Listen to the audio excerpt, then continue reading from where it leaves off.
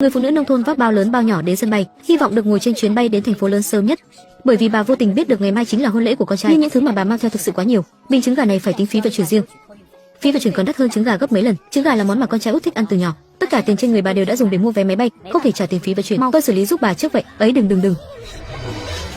Thùng trứng gà này tính cho tôi đi. Tôi có thể ký gửi không, sếp Sở? Được, đương nhiên là được. Giờ tôi sẽ xử lý giúp anh. Cảm ơn. Dì, xuống máy bay rồi cháu sẽ trả lại trứng gà cho dì. Dì không cần tiền, không cần lo lắng đâu. Thu Dương là tên con trai cả của bà. Hóa ra bà có 2 người con trai. Mười mấy năm trước, một người mẹ đơn thân như bà một mình nuôi nấng 2 đứa con trai lên người, để có thể giúp mẹ làm mấy công việc nhà. 2 anh em giặt sạch quần áo của mình bên hồ, nhưng anh trai lại giày chân rơi xuống sông. Sau khi nhìn thấy người anh trai biết bơi lập tức nhảy xuống nước đẩy anh trai lên, nhưng mình lại bị chuột rút. Thu Minh, chân anh bị chuột rút rồi, kéo anh với. Lúc đó Thu Minh vẫn trong trạng thái hoảng sợ, hoàn toàn không dám xuống nước kéo Thu Dương lên, trơ mắt nhìn Thu Dương từ từ chìm xuống dưới. Sau khi bà biết tin thì Thu Dương sớm không biết đã bị cuốn đến chỗ nào rồi. Trên bờ chỉ còn lại tiếng khóc đau đớn của bà. Cùng lúc đó, chủ tịch của tập đoàn Sở Thị đến thôn khảo sát, tình cờ nhìn thấy Thu Dương bị cuốn đến bên sông.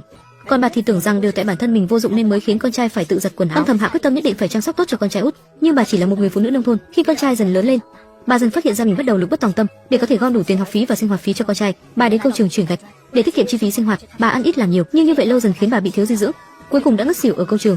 Sau khi con trai lao đến và biết được tình hình của mẹ từ chỗ bác sĩ, thề rằng sau này nhất định sẽ để mẹ sống hạnh phúc no đủ. Mẹ, đợi con đứng vững ở thành phố rồi, con nhất định sẽ đón mẹ lên đó ở, hiếu thảo với mẹ.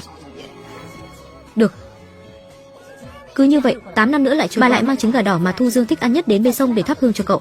Chỉ là sau khi người trong thôn nhìn thấy bà lại cảm thấy vô cùng kỳ lạ, bởi vì từ trên mạng xã hội, bọn họ biết được ngày mai chính là ngày con trai út của bà kết hôn. Để giữ thể diện cho con trai, bà chỉ có thể nói dối là mình đã quên mất. Sau đó bắt đầu luôn tay luôn chân chuẩn bị đến tham gia hôn lễ. Để đến kịp lúc, bà đặc biệt đến sân bay và đúng lúc gặp được chủ tịch đến đây tìm người thân.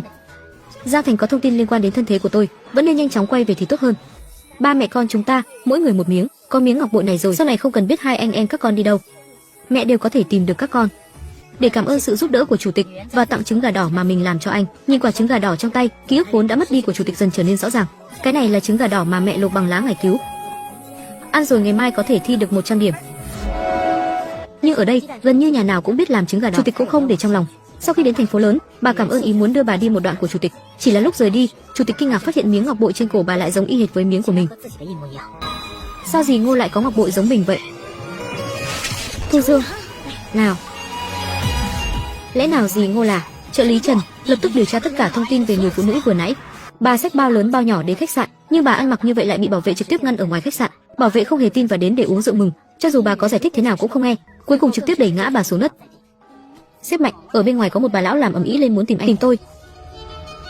Mẹ, San, con đi xem sao. Mẹ, con cũng đi xem sao.